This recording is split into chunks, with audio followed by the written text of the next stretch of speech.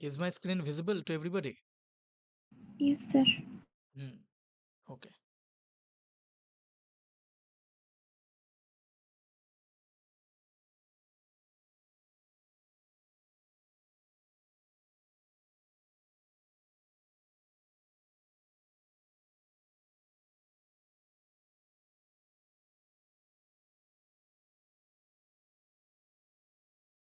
तो हमारा आज का टॉपिक है anti malarial drugs. Anti malarial drugs मतलब वो सारे ड्रग्स जो कि मलेरिया के अगेंस्ट काम करते हैं। तो मलेरिया मतलब it has been derived from the term malaria, which refers to foul air. So it is thought that malaria is transmitted through air. मतलब ये माना जाता था कि मलेरिया एयर के साथ ट्रांसमिट होता है। पर हमने सर रोनाल्ड रॉस के डिस्कवरी से देखा 1902 में, ठीक है, हमने देखा कि malaria is transmitted by some vector, which means it is a vector borne disease. It is known as a vector borne disease, and the vector is female anopheles mosquito. ये फीमेल एनोफिलिस मॉस्क्यूटो क्या करता है, इसका जो reproductive cycle है, इस reproductive cycle में ये हमारे जो प्लाज्मोडियम है, प्लाज्मोडियम वाइवैक्स, प्लाज्मोडियम ओवेल, ये सब प्रोटोजोआ है जो कि मलेरिया के लिए रिस्पॉन्सिबल है। इसको अपने रिप्रोडक्टिव साइकिल में ये आ, इससे इन्फेक्ट हो जाते हैं, जिससे क्या हो जाता है कि जो फीमेल एनोफिलिस मॉस्क्यूटो है उसके गट में ये पैथोजेंस प्रोलिफरेट करते हैं, और उसके बाद ये होस्ट मतलब हमारा जो ह्यूमन बॉडी है उसको इन्फेक्ट करता है। And this is the flow of malarial infection, first mosquito to human. दादा तुम्हार वॉइस ब्रेक कुछ। Oh okay, wait, is my voice clear now or still breaking? Is my voice clear? Yes, sir. Okay okay, may be network issues. So these anti-malarial drugs are used for the prophylaxis, treatment and prevention of the relapses of malaria. मतलब कि first है prophylaxis. Prophylaxis मतलब to prevent the occurring of the disease, उसे हम बोलते हैं prophylaxis. और treatment का मतलब है कि डिजीज पेशेंट को हो चुका है, तब उसके बाद हम जो ट्रीटमेंट देंगे उसे हम बोलेंगे जो उसको हम मेडिकल थेरेपी देंगे उसको हम बोलेंगे ट्रीटमेंट। मतलब प्रोफाइलैक्सिस है डिजीज के प्रोग्रेशन को रोकना, और ट्रीटमेंट है जब डिजीज स्टेट में है। और प्रिवेंशन ऑफ रिलैप्स का मतलब है कि एक मलेरिया का जो पैरासाइट है उसने एक पेशेंट को इन्फेक्ट किया, ये एक पेशेंट है, तो मलेरियल पैरासाइट ने क्या किया, इस पेशेंट को इन्फेक्ट किया। उसके बाद ये मलेरियल पैरासाइट का जो साइजोंटिसाइड है वो मैं बाद में बताऊंगा, उसको हमने डिस्ट्रॉय कर दिया। फिर भी कुछ पैरासाइट्स डॉर्मेंट स्टेज में इस होस्ट की बॉडी में रहने लगे, जो कि 6 मंथ्स बाद, 1 साल बाद, 2 साल बाद, कभी कभी देखा गया है 3 से 10 साल बाद भी रिलैप्स कॉज कर सकते हैं। And to prevent such relapses we can rely on anti malarial drugs. और ये जो डिजीज होता है ये होता है फीमेल एनोफिलिस मस्क्यूटो के द्वारा। और हम जानते हैं कि 4 species of Plasmodium cause this kind of disease, ठीक है। प्लाज्मोडियम क्या है, एक प्रोटोजोआ है, प्रोटोजोआ, और जिसे हम बोलते हैं प्रोटिस्टा। मतलब ये होस्ट की बॉडी का जो न्यूट्रिएंट है उससे ये रिलाई करता है, मतलब होस्ट की बॉडी से न्यूट्रिएंट लेकर ये खुद ग्रो करता है, उसे हम बोलते हैं protozoa. The Plasmodium genus is responsible for the malarial disease, and the 4 species coming under it are Plasmodium vivax, Plasmodium ovale, Plasmodium malari, and Plasmodium falciparum. This is the fatal one. मैंने pathophysiology के class में इस सारे जो Plasmodium pathogen है, इनका जो incubation period है ये दे दिया था। ठीक है, so you need to go through that slide. हमारे गवर्नमेंट ने सेवरल प्रोग्राम्स किए थे मलेरिया डिजीज को इरेडिकेट करने के लिए। तो पहला था national national malaria eradication programme और एनएमईपी इन 1958। तो 1958 ने हमने क्या किया था, हमने national malaria eradication programme launch किया था। तो उस प्रोग्राम के बाद क्या देखा गया कि बहुत सारे पेशेंट, मतलब 75% of the cases were decreased. पर उसके बाद 1970s में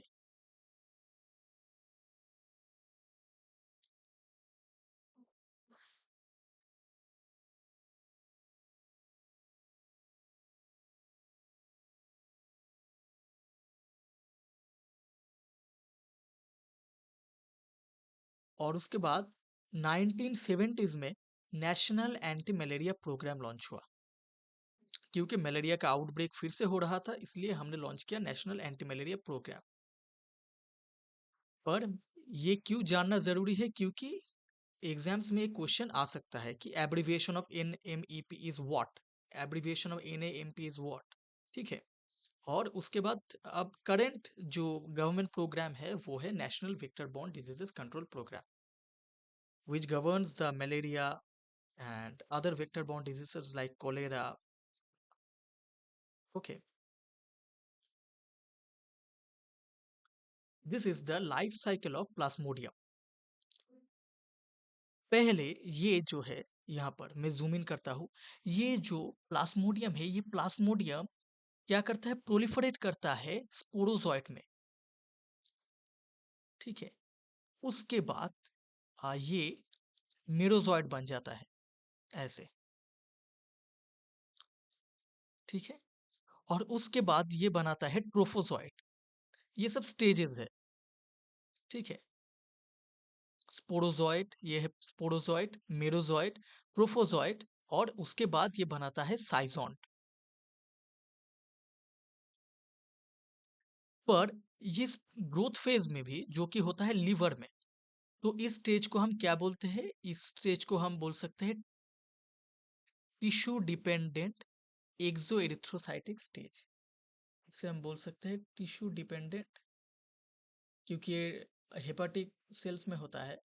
तो एक्सो एरिथ्रोसाइटिक सेल हम इसे बोल सकते हैं, एक्सो एरिथ्रोसाइटिक स्टेज हम इसे बोल सकते हैं। ठीक है, तो उसके बाद क्या होता है कि ये जो साइकिल चल रहा था, इस साइकिल में ही एक ट्रोफोजोइट रिंग फॉर्मेशन होता है। ये ट्रोफोजोइट रिंग ही फैटल हो जाता है जब ये रिलैप्सिस कॉज करता है, क्योंकि ये जो ट्रोफोजोइट फॉर्म है ये हिप्नोजोइट फॉर्म में कन्वर्ट होकर लिवर में कई साल तक डॉर्मेंट स्टेज में स्टे कर सकता है। और जब ये डॉर्मेंट स्टेज में स्टे करता है, तब ये 1 साल बाद, 2 साल बाद फिर से पेशेंट की बॉडी को रीइन्फेक्ट कर सकता है। और सेकेंड केस हो सकता है कि ये ट्रोफोजोइट रिंग बन गया गैमेटोसाइट्स में, मेल फीमेल गैमेट और मेल गैमेट में। और ये गैमेट्स क्या करेगा, जब मॉस्क्यूटो ब्लड इंजेस्ट करेगा पेशेंट की बॉडी से, ठीक है, तब ये जो गैमेटोसाइट्स है ये मॉस्क्यूटो की बॉडी में जाकर उसके डाइजेस्टिव ट्रैक्ट में ये ग्रो करेंगे, और ग्रो करके ये जाइगोट फॉर्मेशन करेंगे। मतलब जो सेक्सुअल साइकिल है वो अ, कहाँ पर अकर हो रहा है, वो हो रहा है मस्क्यूटो के डाइजेस्टिव ट्रैक्ट में। तो वहां पर ये जाके जाइगोट फॉर्म करेगा, उसके बाद फॉर्म करेगा उकाइनेट और उसिस्ट। जब ये उसिस्ट जब ये उसिस्ट परफोरेट करेगा और उसिस्ट जब फट जाएगा, तब क्या निकलेगा, स्पोरोजोइट। ठीक है, तो उसिस्ट के ब्लास्ट से हम देख सकते हैं कि स्पोरोजोइट निकले।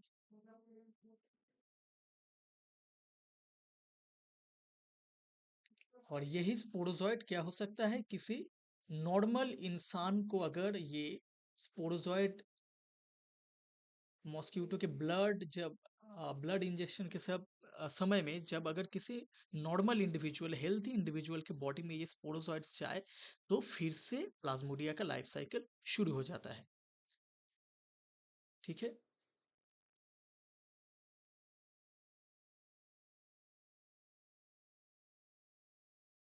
Here are some anti-malarial drugs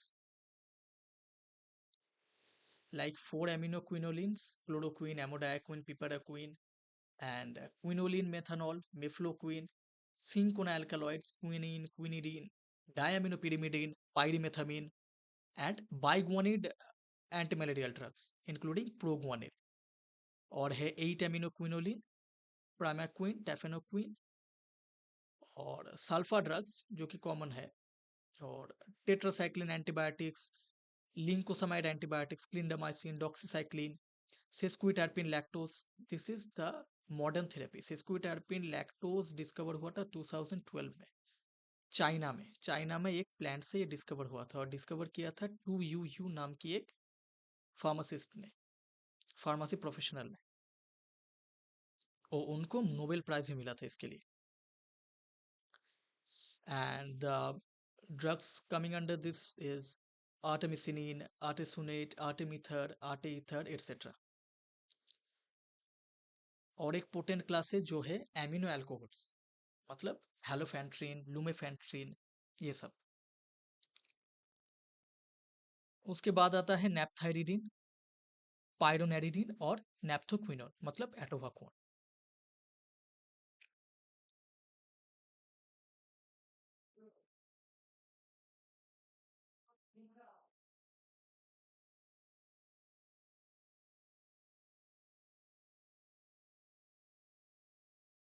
अब हम देखेंगे कि एंटी मलेरियल ड्रग्स को कैसे यूज किया जाता है। पहला है प्रोफाइलैक्टिक। प्रोफाइलैक्टिक मतलब हमने पहले भी देखा, प्रोफाइलैक्टिक मतलब to prevent the disease progression, मतलब to prevent the clinical attack. तो डिजीज का जो क्लिनिकल अटैक है पेशेंट की बॉडी में, उसको रोकने के लिए हम प्रोफाइलैक्टिक्स का यूज करेंगे। Okay, to prevent the disease progression, हम डिजीज प्रोग्रेशन को रोकेंगे यहाँ पर। और प्रोफाइलैक्सिस का दो स्टेप है, मतलब दो काइंड्स है, एक है कॉजल और एक है सप्रेसिव। कॉजल मतलब हम मलेरिया के कॉज को ही इनहिबिट करेंगे, ब्लॉक करेंगे। तो हमने यहाँ पर क्या देखा कि मलेरिया का जो कॉज है वो है ये लिवर स्पोरोजॉइट, लिवर स्पोरोजॉइट। ठीक है, तो ये है मलेरिया का कॉज, हम देख सकते हैं। यहाँ पर मैंने नहीं बताया, ये है ब्लड स्टेज। ये जो गैमेटोसाइट्स फॉर्मेशन है इसे हम देखते हैं एरिथ्रोसाइटिक स्टेज में, जो कि है ब्लड स्टेज। ठीक है, एरिथ्रोसाइटिक स्टेज में, जिसे हम बोलते हैं द ब्लड स्टेज। ये कहाँ पर होता है? आरबीसीज में।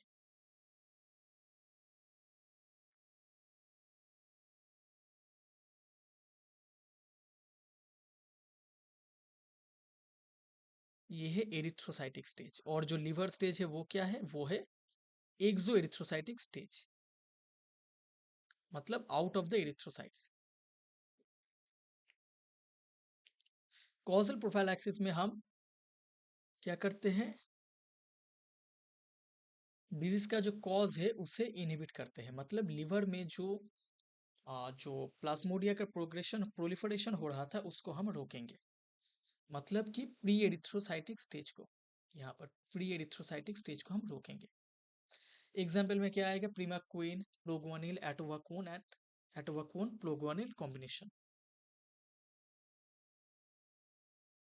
उसके बाद आएगा सप्रेसिव प्रोफाइलैक्सिस, जिसका मतलब है हम डिजीज सिम्टम के जो प्रोपागेशन है उसको रोकेंगे। यहाँ पर आएगा सेवरल साइजोंटोसाइट्स। साइजोंटोसाइट्स मतलब साइजोंट किलर। ठीक है,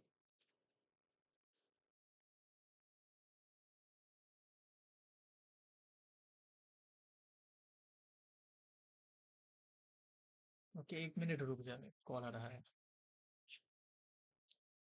হ্যালো,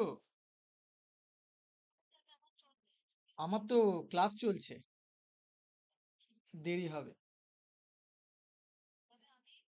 কি করবো বলো তো? হ্যাঁ, একটু অপেক্ষা করে যাও, আমি যাচ্ছি, একটু বেশিক্ষণ লাগবে না আমার। হ্যাঁ ঠিক আছে, তোমার হয়ে যাবে। তুমি এখন কথা বলো না, ক্লাস চলছে, তুমি এখন রাখো। হ্যাঁ হ্যাঁ। Sorry to interrupt. Okay, sorry to interrupt. तो सप्रेसिव प्रोफाइल एक्सिस में हम क्या देखते हैं कि हम जो डिजीज का प्रोग्रेशन है उसे सप्रेस करेंगे। इसका मतलब हम देख सकते हैं यहाँ पर डिजीज का प्रोग्रेशन मतलब पहले स्पोरोजॉइट लिवर को अटैक किया, लिवर को इन्फेक्ट करके वो फॉर्म किया यहाँ पर मेरोजॉइट, मेरोजॉइट ट्रोफोजॉइट फॉर्म किया और ट्रोफोजॉइट साइजॉन्ट फॉर्म किया। तो इस जो साइकिल है, ठीक है, इसे हम अगर सप्रेस कर दे तो डिजीज का प्रोपगेशन रुक जाएगा। तो सप्रेसिव प्रोफाइलैक्सिस में हम साइजॉन्स को टारगेट करेंगे, मतलब यहाँ पर जो साइजॉन्स है उसको किल करेंगे। साइजॉन्स किल कर देंगे तो गैमेटोसाइट्स फॉर्म नहीं होगा और डिजीज का प्रोग्रेशन नहीं होगा। और एग्जाम्पल ऑफ साइजोंटोसाइट्स में इंक्लूड क्लोरोक्वीन, मेफ्लोक्वीन, ठीक है, proguanil, doxycycline, tetracycline derivative and proguanil chloroquine combination. Prophylaxis के बाद जो दूसरा हमारा एंटी मलेरियल ड्रग का क्लासिफिकेशन था वो था क्लिनिकल क्यूरेटिव। क्लिनिकल क्यूरेटिव का मतलब क्या है, हम यहाँ पर देखेंगे कि clinical curatives are for the killing of the pathogen. Clinical cure का मतलब हमेशा याद रखना कि to help in the clinical attack, मतलब जब डिजीज का अटैक हो गया है पेशेंट की बॉडी में तब हम जो डेरिवेटिव्स और जो एजेंट्स देंगे उसे हम बोलेंगे क्लिनिकल क्यूरेटिव्स। तो इसका ज्यादातर काम होता है टू किल द पैथोजेंस। इसमें आएंगे एरिथ्रोसाइटिक साइजोंटोसाइट्स। एरिथ्रोसाइटिक साइजोंटोसाइट्स का मतलब जो कि वो एरिथ्रोसाइटिक स्टेज में है, मतलब जो गैमेटोसाइट्स है उसको किल करना इसका काम होगा। इनमें आएंगे some high efficacy and low efficacy drugs. तीसरा क्लास आएगा रेडिकल क्यूरेटिव। रेडिकल क्योर का मतलब हमेशा होता है to make the patient body free from the pathogen, मतलब ये जो पैथोजन है उससे फ्री करना ही हमारा मोटो है। रेडिकल क्यूरेटिव्स का जो ट्रीटमेंट ऑप्शन है वो एकदम सिंपल है कि हम पेशेंट को पूरा पैथोजन से फ्री कर देंगे कि उसके बाद जो सेकेंड ट्रांसमिशन होगा मतलब पेशेंट की बॉडी से हेल्दी इंडिविजुअल में वो ना हो सके। इसमें हम देख सकते हैं कि रेडिकल क्यूरेटिव्स के साथ हम क्लिनिकल क्यूरेटिव्स का कॉम्बिनेशन देते हैं जो कि पेशेंट की बॉडी को पूरी तरह से फ्री कर देते हैं। और अगर पेशेंट की बॉडी पूरी तरह से फ्री ना हो तो क्या कॉज कर सकता है, वो कॉज कर सकता है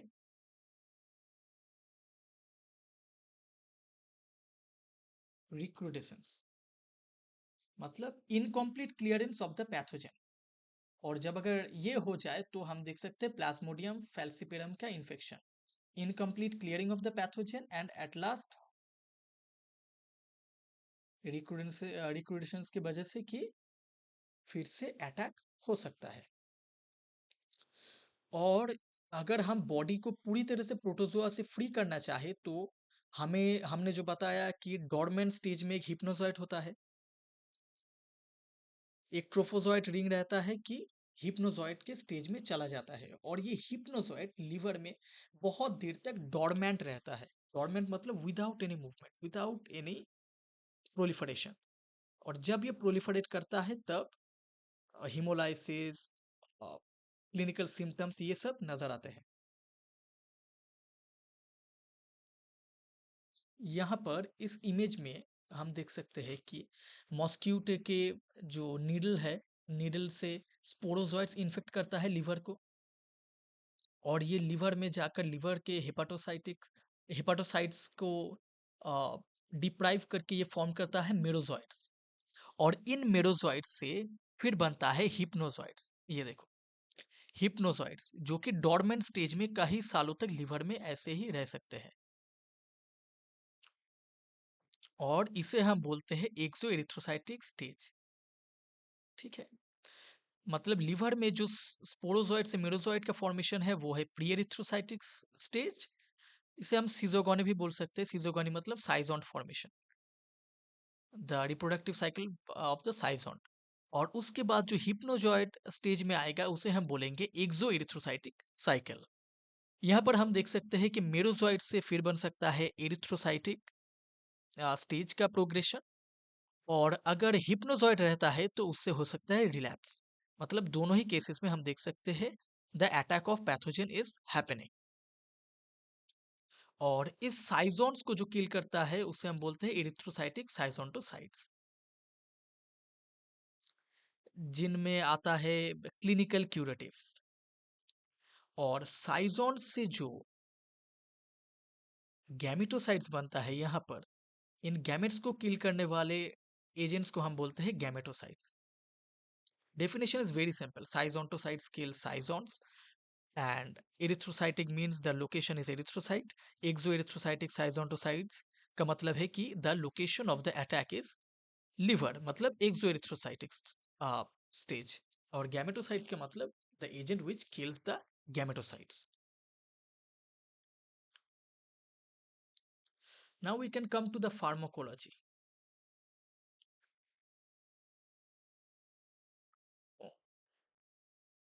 तो रेडिकल क्यूर में हमारा ड्रग ऑफ चॉइस क्या है? प्रीमाक्विन 15 mg। प्रीमाक्विन क्या है? एक 8 एमिनो क्विनोलिन। और टेफेनोक्विन भी है उसका एक डेरिवेटिव।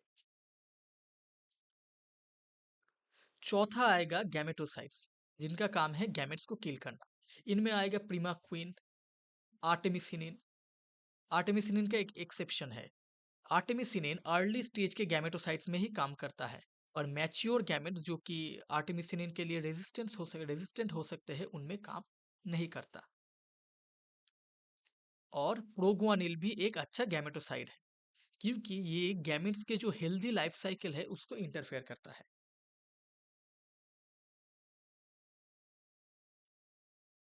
फार्माकोलॉजी में हम पहले शुरू करेंगे क्लोरोक्विन से। क्लोरोक्विन हम सभी को पता है, chloroquine is derived from natural compound quinine.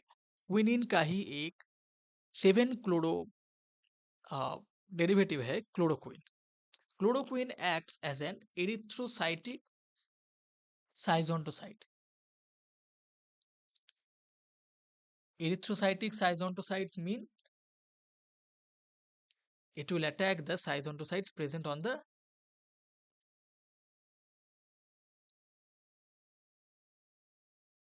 RBC.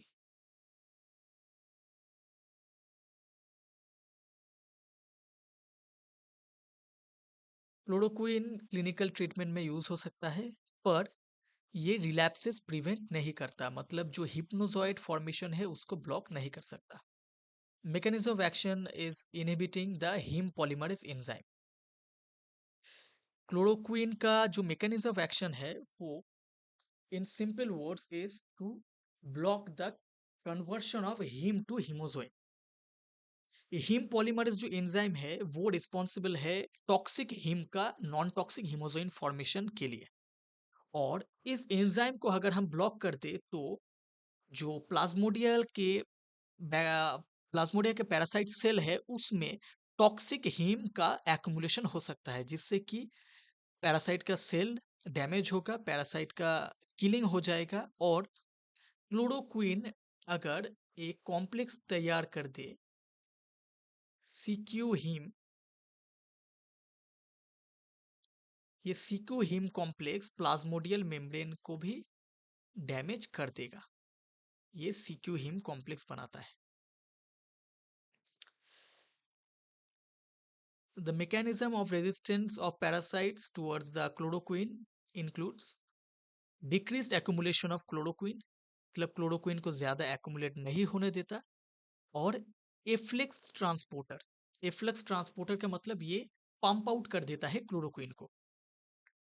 कैसे? By encoding the PfMDR gene. PfMDR gene को एनकोड करके ये डिग्रेडेशन एंजाइम सिंथेसाइज कर सकता है।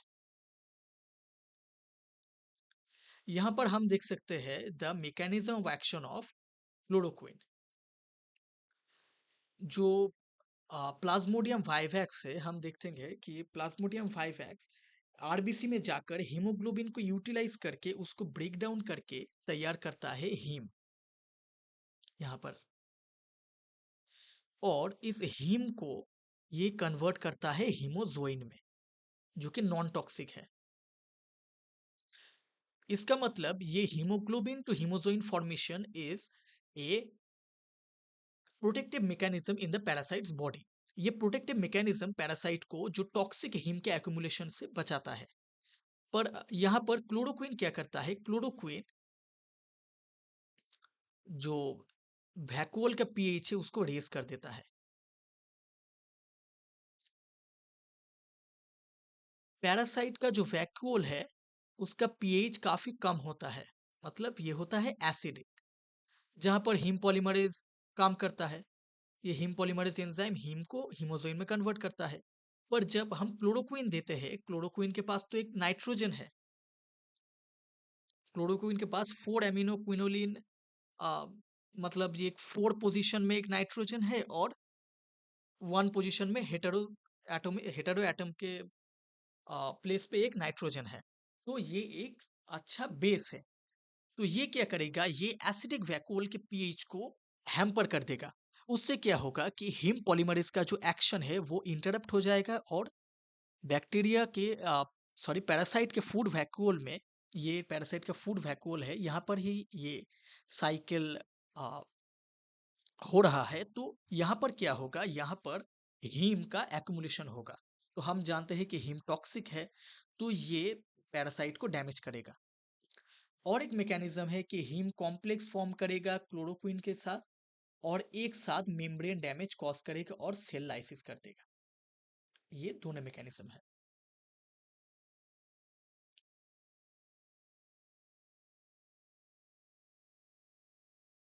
क्लोरोक्विन के स्पेक्ट्रम ऑफ एक्शन में आएंगे, it is very effective against Plasmodium, some other protozoa like Entamoeba histolytica and Giardia. Pharmacokinetics में क्या आएगा कि chloroquine is accumulated in the liver, spleen, kidney and lungs. Also, its accumulation into the retina is responsible for ocular toxicity. मतलब अगर retina में accumulate हो तो cause कर सकता है ocular toxicity, which can amount to loss of vision.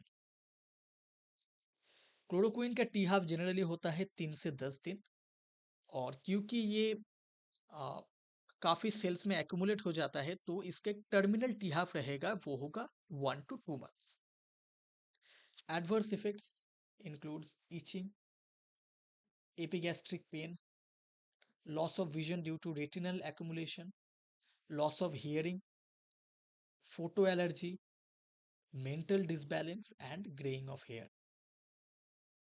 Chloroquine is completely safe in pregnancy and caution needed in liver disease. क्योंकि ये लिवर में एक्यूमुलेट होता है तो caution should always be in liver insufficient patients.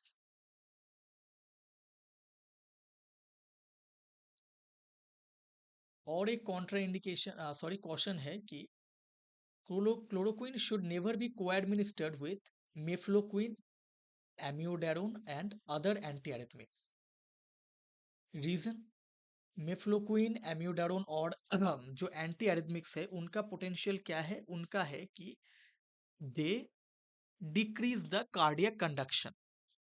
Cardiac जो conductivity है, मतलब जिसके लिए हार्ट का रिदम आएगा, उसको ये डिक्रीज करता है। और अगर हम एक साथ क्लोरोक्विन को इसके साथ दे तो कार्डियक डिप्रेशन एक्टिविटी हो सकता है, जिससे कि हार्ट बीट स्टॉप और ब्रेन डेथ तक हो सकता है, क्योंकि cardiac depression action is possible. Cardiac depression action is possible. Preparations include chloroquine phosphate 250 mg. Chloroquine phosphate 250 mg is equivalent to free chloroquine base, which is 150 mg. Brand names includes Resochine, Cloquine, Lariago, and Nivaquine. Indications: malaria, पर Plasmodium falciparum malaria के लिए नहीं, क्योंकि Plasmodium falciparum जो malaria है वो काफी resistant है क्लोरोक्विन के लिए। उसे हम बोल सकते हैं CQ resistant plasmodium falciparum malaria, CQ resistant PF malaria उसे हम बोलते हैं।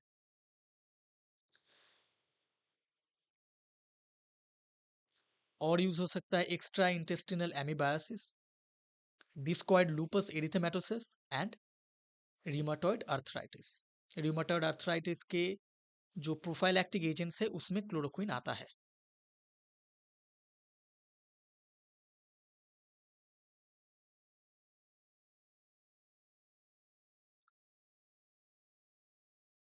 दूसरा ड्रग है एमोडायाक्विन।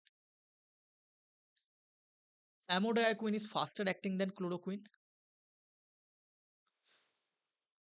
पर हम इसे प्रोफाइल एक्सिस के लिए नहीं देते, क्योंकि प्रोफाइल एक्सिस में हम प्रोलॉन्ग यूज देखते हैं, और अगर हम एमोडायाक्विन का प्रोलॉन्ग यूज करें तो हम देख सकते हैं it is responsible for hepatotoxicity and agranulocytosis. Hepatotoxicity मतलब लिवर डैमेज, एग्रानुलोसाइटोसिस मतलब increase number of agranulocytes. Agranulocytes में क्या आएगा? बेसोफिल एंड, हाँ बेसोफिल आएगा, और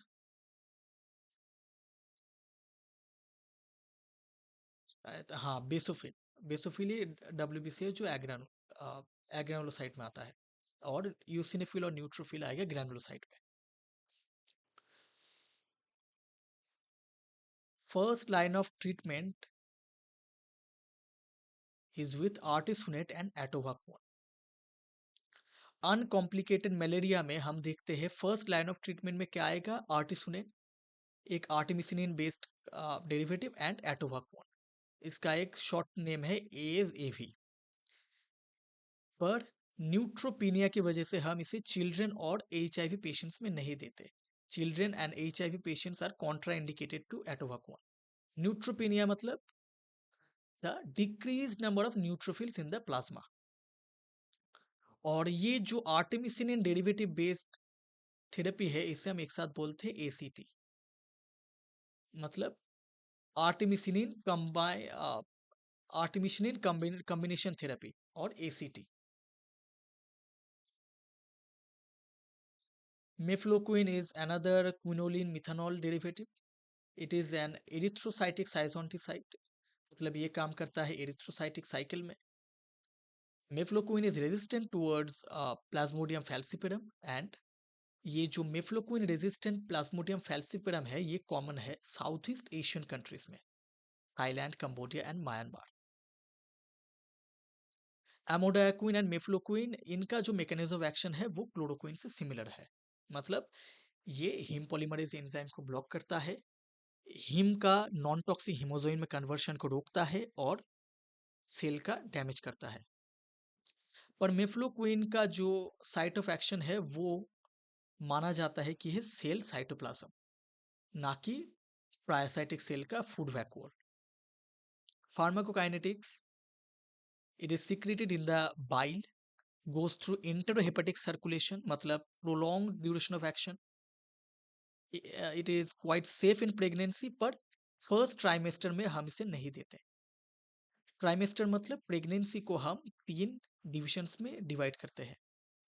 प्रेगनेंसी हम देखते हैं कि कितने वीक्स का होता है? 40 वीक्स। तो first trimester 1 to 12 weeks, second trimester 12 to 26 weeks, third trimester आएगा 26 to 40 वीक्स। इसका मतलब फर्स्ट 12 वीक्स में हम मेफ्लोक्विन को नहीं देते। एडवर्स इफेक्ट्स क्या है? Neuropsychiatric reactions. Mefloquine can cause neuropsychiatric reactions, hallucination, nausea, vomiting, ataxia, mental imbalance and,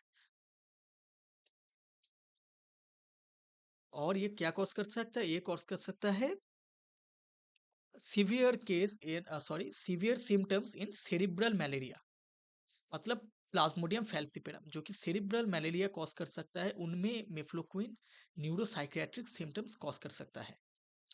और एडवर्स इफेक्ट है sinus bradycardia, decreased heart beat and QT prolongation, मतलब arrhythmic potential.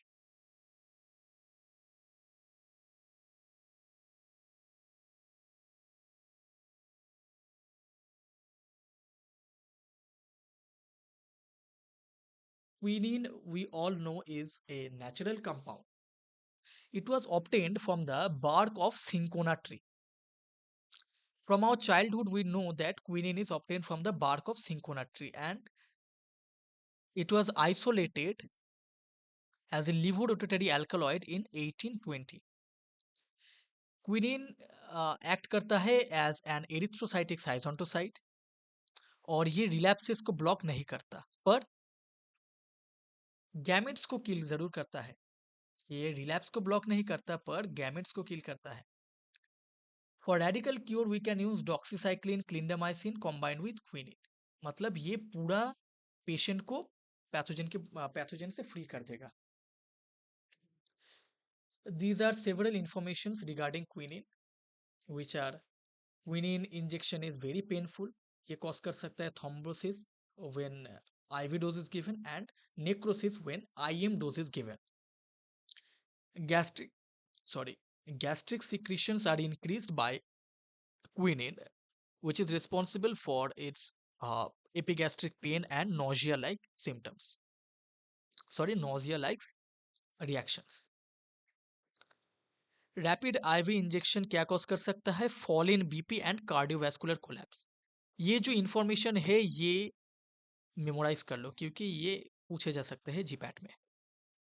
Rapid IV injection cause कर सकते हैं fall in BP और fall in blood sugar, ये दो चीज, क्योंकि क्विनिन का एक इंसुलिनिमिक पोटेंशियल है, मतलब ये ब्लड में इंसुलिन का लेवल इंक्रीज कर सकता है, जिससे कि rapid fall in blood sugar हो सकता है। और quinine stimulates myometrium which can cause abortion, जिसका पोटेंशियल काफी कम है, it has low potential.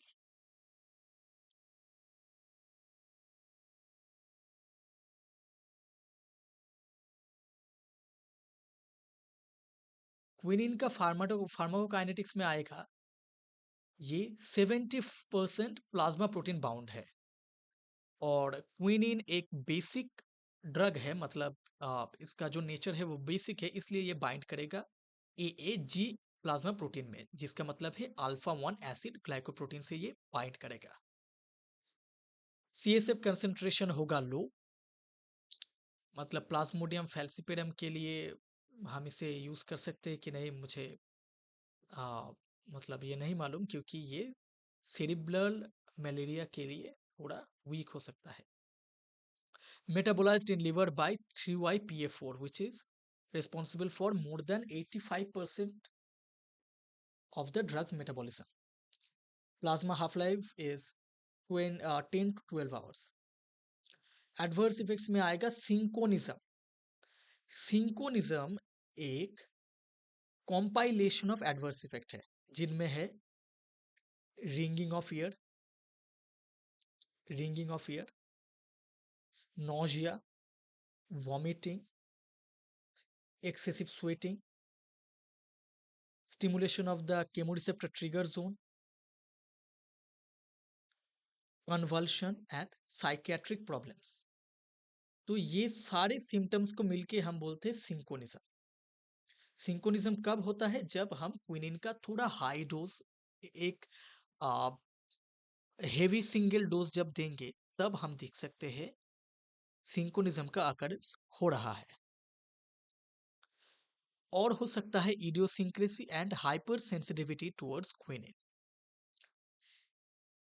In pregnant and Plasmodium falciparum malaria patients, hemolysis and hematuria may happen। मतलब क्या कि एरिथ्रोसाइटिक साइकिल है, मतलब एक्सेसिव जो आरबीसी है उसका लाइसिस होगा। तो प्रेग्नेंट और प्लाज्मोडियम फैल्सिपेरम पेशेंट्स में इतना सिम्टम्स का सिविरिटी आ जाएगा कि यूरिन से ब्लड निकलने लगेगा, जिसे हम बोलते हैं ब्लड वाटर फीवर, और ये क्विनिन का एक एडवर्स इफेक्ट है। यूज आएगा अनकॉम्प्लिकेटेड मलेरिया में ओरल रूट से, और कॉम्प्लिकेटेड और सेरिब्रल मलेरिया में आईवी रूट से, क्योंकि फास्टर एक्शन, जी मतलब the faster action is required for clearing the pathogens from the body. मतलब कॉम्प्लिकेटेड और सेरिब्रल मलेरिया में हम देखेंगे फास्टेस्ट एक्शन ज्यादा डिजायर्ड है। फर्स्ट ट्राइमेस्टर के मलेरिया में ये ड्रग ऑफ चॉइस है, सेरिब्रल मलेरिया में भी ये ड्रग ऑफ चॉइस है, पर हमने देखा इसका सीएसएफ कंसंट्रेशन लो है। ठीक है, मैं बोल रहा था फिर भी ये सेरिब्रल मलेरिया में ड्रग ऑफ चॉइस की तरह काम करता है, क्योंकि सेरिब्रल मलेरिया के लिए काफी सारे एंटी मलेरियल ड्रग्स रेजिस्टेंट साबित हो चुके हैं। मतलब मेफ्लोक्विन, क्लोरोक्विन, ये सब प्लाज्मोडियम फैल्सिपिरम में इनएक्टिव है, तो क्विनिन ही एक ड्रग ऑफ चॉइस हो सकता है। और ये यूज हो सकता है नॉकटर्नल मसल क्रैम्प में। मतलब बेड टाइम में जब स्केलेटल मसल का क्रैम्प होता है तो इसमें क्विनिन यूज हो सकता है।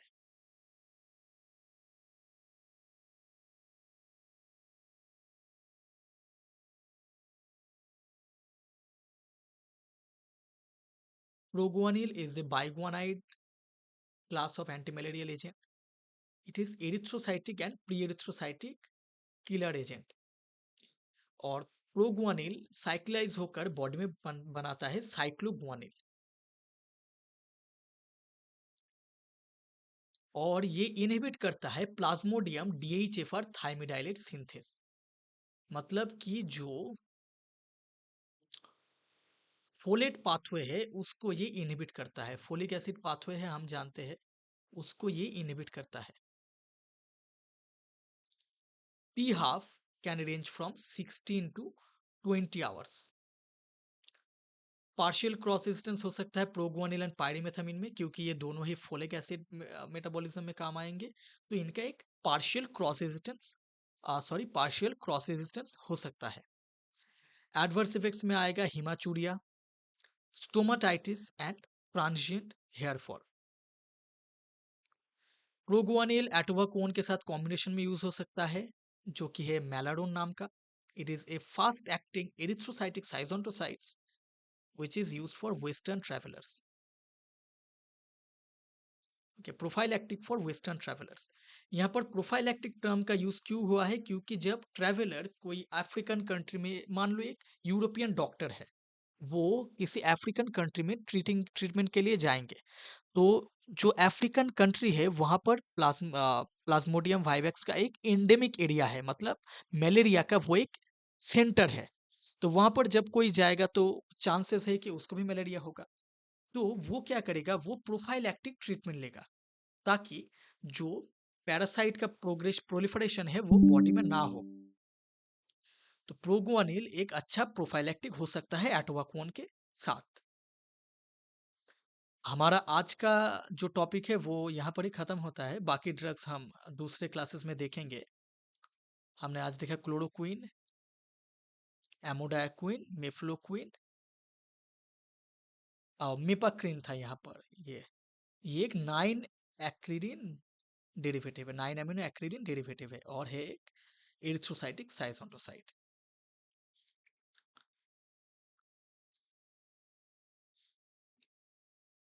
Till now, anyone has any question?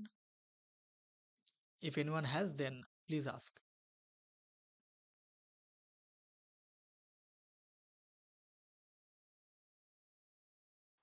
না দাদা, বুঝতে পেরেছি। Okay.